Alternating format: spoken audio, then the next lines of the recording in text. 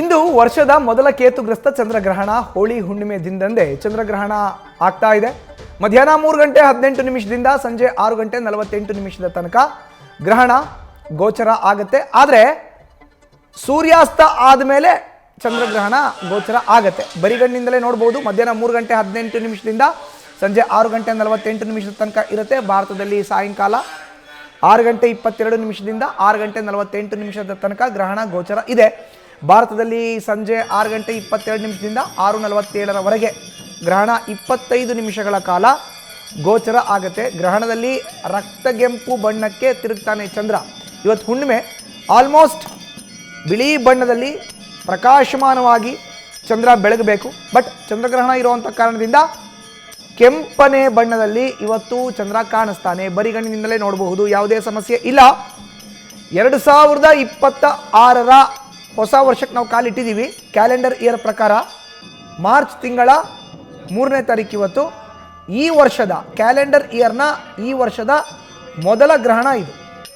ಮತ್ತೊಂದು ವಿಶೇಷ ಏನು ಅಂದರೆ, ಇವತ್ತು ಚಂದ್ರಗ್ರಹಣ ಆದರೆ ಸಂಪೂರ್ಣ ಚಂದ್ರಗ್ರಹಣ, ಮತ್ತೆ ಸಂಪೂರ್ಣ ಚಂದ್ರಗ್ರಹಣ ಇರೋದು 2029ರಲ್ಲಿ.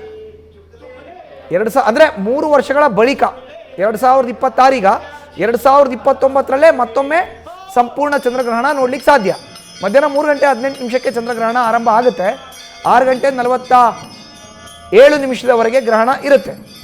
ಬಟ್ ಸೂರ್ಯಾಸ್ತ ಆದಮೇಲೆ ಚಂದ್ರಗ್ರಹಣ ನಮಗೆ ಇಲ್ಲಿ ಕಾಣಸಿಗುತ್ತೆ 25 ನಿಮಿಷಗಳ ಕಾಲ. ಅದು 6 ಗಂಟೆ 22 ನಿಮಿಷದಿಂದ 6 ಗಂಟೆ 48 ನಿಮಿಷದವರೆಗೆ. ಸೊ 25 ನಿಮಿಷಗಳ ಕಾಲ ಗ್ರಹಣ ಇರುತ್ತೆ. ಆ ಒಂದು ಸಂದರ್ಭದಲ್ಲಿ ಗ್ರಹಣ ಗೋಚರ ಆಗೋ ಅಂಥದ್ದು ಇದೆ. ಕೆಂಪು ಬಣ್ಣಕ್ಕೆ ತಿರುಗ್ತಾನೆ ಚಂದ್ರ. ಹಾಗಾದರೆ ಗ್ರಹಣ ಅಂದರೆ ಏನು ಅನ್ನೋದನ್ನು ನೋಡೋದಾದರೆ, ಸೂರ್ಯನ ಸುತ್ತ ಭೂಮಿಯ ಸುತ್ತ ಚಂದ್ರ ಸುತ್ತತ್ತೆ. ಸೂರ್ಯ, ಚಂದ್ರ, ಭೂಮಿ ನೇರವಾಗಿ ಒಂದೇ ರೇಖೆಯಲ್ಲಿ ಬಂದಾಗ ಗ್ರಹಣ ಸಂಭವ ಆಗುತ್ತೆ. ಸೂರ್ಯ ಮತ್ತು ಚಂದ್ರನ ನಡುವೆ ಭೂಮಿ ಬಂದಾಗ ಗ್ರಹಣ ಏರ್ಪಡುತ್ತೆ. ಹುಣ್ಣಿಮೆ ಸಂದರ್ಭದಲ್ಲಿ ಸಂಭವಿಸೋ ಅಂತ ಇದನ್ನು ಚಂದ್ರಗ್ರಹಣ ಅಂತ ಕರೀತಾರೆ. ಸೂರ್ಯ ಭೂಮಿ ನಡುವೆ ಚಂದ್ರ ಬಂದಾಗ ಸೂರ್ಯಗ್ರಹಣ ಅಂತ ಕರೀತಾರೆ. ಅಮಾವಾಸ್ಯೆಯ ದಿನದಂದು ಸೂರ್ಯಗ್ರಹಣ ಸಂಭವಿಸುತ್ತೆ. ಎಷ್ಟು ಅವಧಿಗೆ ಭೂಮಿ ನೇರ ರೇಖೆಯಲ್ಲಿ ಇರುತ್ತೋ ಅಷ್ಟು ಅವಧಿಗೆ ಗ್ರಹಣ ಅಂತ ಉಲ್ಲೇಖಿಸಲಾಗುತ್ತೆ.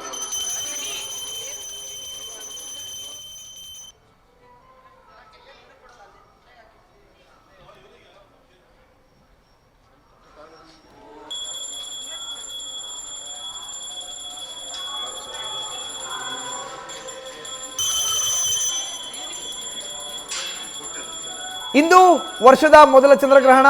ಆ ದೇವಸ್ಥಾನಗಳು ಬಂದ್ ಆಗ್ತಾ ಇದೆ. ಬೆಂಗಳೂರಿನ ದೇವಸ್ಥಾನಗಳಲ್ಲಿ ಸಮಯಗಳ ಬದಲಾವಣೆ ಕೂಡ ಆಗಿದೆ. ಚಂದ್ರಗ್ರಹಣದ ಹಿನ್ನೆಲೆಯಲ್ಲಿ ಗವಿಗಂಗಾಧರೇಶ್ವರನಿಗೆ ವಿಶೇಷವಾದಂಥ ಪೂಜೆ ಸಲ್ಲಿಕೆ ಆಗ್ತಾ ಇದೆ. ಬೆಂಗಳೂರಿನ ಗವಿಗಂಗಾಧರೇಶ್ವರನ ದೇವಾಲಯದಲ್ಲಿ ನೋಡ್ತಾ ಇದ್ದೀವಿ ನಾವು 4 ವಿಂಡೋಗಳಲ್ಲಿ ರಾಜ್ಯದ ಬೇರೆ ಬೇರೆ ಭಾಗ, ಬೆಳಗಾವಿ, ದಾವಣಗೆರೆ, ಮಂಡ್ಯ ಮತ್ತು ಹಾಸನ, ಈ ಭಾಗಗಳಲ್ಲೂ ಕೂಡ ದೇವಾಲಯಗಳಲ್ಲಿ ವಿಶೇಷ ಪೂಜಾ ಕೈಂಕರ್ಯಗಳು ನಡೀತಾ ಇದೆ. ಪೂಜೆಗಳೆಲ್ಲ ಆದ ನಂತರ, ಪೂಜಾ ವಿಧಿವಿಧಾನಗಳು ಮುಗಿದ ನಂತರ ದೇವಾಲಯಗಳು ಬಂದಾಗುತ್ತೆ. ಹಾಸನದಲ್ಲಿ ಹೊಳೆನರಸೀಪುರ ವಿಧಾನಸಭಾ ಕ್ಷೇತ್ರದ JDSನ ಶಾಸಕ HD ರೇವಣ್ಣ ಅವರು ವಿಶೇಷ ಪೂಜೆಯನ್ನು ಸಲ್ಲಿಸ್ತಾ ಇದ್ದಾರೆ. ಇನ್ನು ಬೆಳಗಾವಿಯಲ್ಲಿ ಕಪಿಲೇಶ್ವರ ದೇವಸ್ಥಾನ, ಪ್ರಾಬಬ್ಲಿ ಇದು ಬೆಳಗಾವಿದು. ದಾವಣಗೆರೆ ಅಲ್ಲೂ ಕೂಡ ವಿಶೇಷವಾದಂಥ ಪೂಜೆ ನಡೀತಾ ಇದೆ. ಮಂಡ್ಯದಲ್ಲೂ ಅಷ್ಟೇ ವಿಶೇಷವಾದಂಥ ಪೂಜಾ ಕೈಂಕರ್ಯಗಳು ನಡೀತಾ ಇದೆ. ಇನ್ನು ಬೆಂಗಳೂರಿನ ಐತಿಹಾಸಿಕ ಪುರಾಣ ಪ್ರಸಿದ್ಧ ಗವಿಗಂಗಾಧರೇಶ್ವರ ದೇವಸ್ಥಾನದಲ್ಲಿ ಪೂಜಾ ವಿಧಿವಿಧಾನಗಳು ಹೇಗಿದೆ ಅನ್ನೋದ್ರ ಬಗ್ಗೆ ಮಾಹಿತಿಯನ್ನು ನೀಡಲಿಕ್ಕೆ ನಮ್ಮ ಪ್ರತಿನಿಧಿ ಸವಿತಾ ಈಗ ಗವಿಗಂಗಾಧರೇಶ್ವರ ದೇವಸ್ಥಾನದಿಂದಲೇ ನೇರ ಸಂಪರ್ಕಕ್ಕೆ ಜಾಯ್ನ್ ಆಗಿದ್ದಾರೆ. ಸವಿತಾ, ಇವತ್ತು ಆ ಕೇತುಗ್ರಸ್ತ ಚಂದ್ರಗ್ರಹಣ, ಈ ಹಿನ್ನೆಲೆಯಲ್ಲಿ ದೇವಾಲಯಗಳು ಇನ್ನೇನು ಕೆಲವೇ ನಿಮಿಷಗಳಲ್ಲಿ ಬಂದ್ ಆಗೋದಿದೆ. ಬಂದ್ಗಿಂತ ಮುಂಚೆ ದೇವಾಲಯಗಳಲ್ಲಿ ಆಗಿರೋ ಅಂಥ ಪೂಜೆ ವಿಧಿವಿಧಾನಗಳ ಬಗ್ಗೆ ಮಾಹಿತಿಯನ್ನು ಹಂಚಿಕೊಳ್ಳೋದಾದ್ರೆ.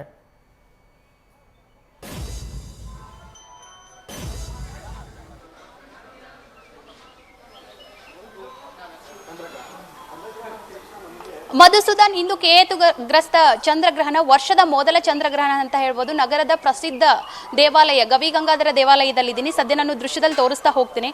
ಈಗಾಗಲೇ ದೇವಾಲಯದ ಆಡಳಿತ ಮಂಡಳಿ ಕೂಡ ಹೇಳಿತ್ತು 9 ಗಂಟೆ ನಂತರ ದೇವಾಲಯವನ್ನು ದರ್ಬೆ ಮುಖಾಂತರವಾಗಿ ಕ್ಲೋಸ್ ಮಾಡಲಾಗುತ್ತೆ ಅಂತ. ಸೊ ದೇವಾಲಯ 9 ಗಂಟೆಗೆ ಸಮಯಕ್ಕೇ ಈ ಒಂದು ಗವಿಗಂಗಾಧರೇಶ್ವರನಿಗೆ ವಿಶೇಷ ಪೂಜಾ ಕೈಂಕರ್ಯಗಳನ್ನು ಸಲ್ಲಿಸಿ ಕ್ಲೋಸ್ ಮಾಡಲಾಗಿದೆ.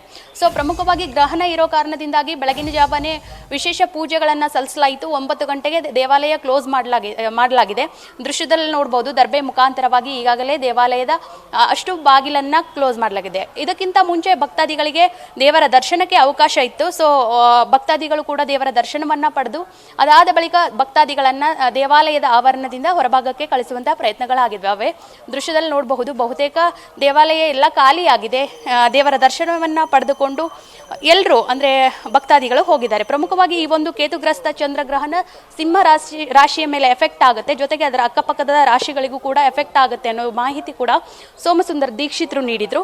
ಸೊ ಬಹುತೇಕ ಈ ಒಂದು ಚಂದ್ರಗ್ರಹಣದ ಸಮಯದಲ್ಲಿ ನಿಯಮಗಳ ಫಾಲೋ ಮಾಡಬೇಕು, ಒಂದಿಷ್ಟು ನಿಯಮಗಳನ್ನ ಪಾಲಿಸಲೇಬೇಕು ಅಂತ ಹೇಳಿದ್ರು. ಅದರಲ್ಲೂ ಗರ್ಭಿಣಿ ಸ್ತ್ರೀಯರು ಫಾಲೋ ಮಾಡಬೇಕು, ಜೊತೆಗೆ ಆಹಾರ ಸೇವನೆ ಮತ್ತೆ ಆಚೆ ಓಡಾಟವನ್ನ ಸಂಪೂರ್ಣವಾಗಿ ನಿಷೇಧ ಮಾಡಬೇಕನ್ನೋ ಮಾಹಿತಿ ಕೂಡ ಹಂಚಿಕೊಂಡಿದ್ರು. ಪ್ರಮುಖವಾಗಿ ಕೇವಲ ಗವಿಗಂಗಾಧರೇಶ್ವರ ದೇವಾಲಯ ಅಷ್ಟೇ ಅಲ್ಲದೆ ನಗರದ ಎಲ್ಲಾ ದೇವಾಲಯಗಳಲ್ಲೂ ಕೂಡ ಗ್ರಹಣ ಹಿನ್ನೆಲೆಯಲ್ಲಿ ಅಂದ್ರೆ ವರ್ಷದ ಮೊದಲ ಚಂದ್ರಗ್ರಹಣ ಆಗಿರೋ ಕಾರಣದಿಂದಾಗಿ, ಪೂರ್ಣ ಪ್ರಮಾಣದ ಚಂದ್ರಗ್ರಹಣ ಇರೋ ಕಾರಣದಿಂದಾಗಿ ಒಂದಿಷ್ಟು ಪೂಜಾ ಕೈಂಕರ್ಯಗಳು ಸಲ್ಲಿಸಲಾಗುತ್ತೆ. ಅದಾದ ಬಳಿಕ ಒಂದಿಷ್ಟು ಸಮಯ ಬದಲಾವಣೆ ಆಗಿದ್ದಾವೆ. ಗವಿಗಂಗಾಧರೇಶ್ವರ ಸ್ವಾಮಿ ದೇವಾಲಯದಲ್ಲಿ 9 ಗಂಟೆ ಆದರೆ ಬೇರೆ ದೇವಾಲಯಗಳಲ್ಲಿ ವಿಶೇಷ ಪೂಜಾ ಕೈಂಕರ್ಯಗಳನ್ನು ಸಲ್ಲಿಸಿ ದರ್ಬೆ ಮುಖಾಂತರವಾಗಿ ದೇವಾಲಯವನ್ನ ಬಂದ್ ಮಾಡಲಾಗುತ್ತೆ. ಅದಾದ ಬಳಿಕ ಅಂದ್ರೆ ಈ ಒಂದು ಕೇತುಗ್ರಸ್ತ ಚಂದ್ರಗ್ರಹಣ ಮೋಕ್ಷದ ನಂತರ ದೇವಾಲಯದ ಪ್ರಾಂಗಣ ಮತ್ತೆ ಗರ್ಭಗುಡಿಯನ್ನ ದರ್ಬೆ ಮುಖಾಂತರವಾಗಿ ತೆಗೆದು ಶುದ್ಧಿ ಕಾರ್ಯ ಮಾಡಿ ಅದಾದ ಬಳಿಕ ದೇವರುಗಳಿಗೆ ವಿಶೇಷ ಪೂಜಾ ಕೈಂಕರ್ಯಗಳ ಮೂಲಕ ಮತ್ತೆ ವಿಶೇಷ ಮಂಗಳಾರತಿಯನ್ನ ಮಾಡಲಾಗುತ್ತೆ. ಮಧುಸೂದನ್, ಧನ್ಯವಾದ ಸವಿತಾ ನಿಮ್ಮ ಮಾಹಿತಿಗೆ. ನ್ಯೂಸ್ ಫಸ್ಟ್ ನಿರ್ಭೀತಿಯಿಂದ ನಿಮ್ಮ ಪರವಾಗಿ.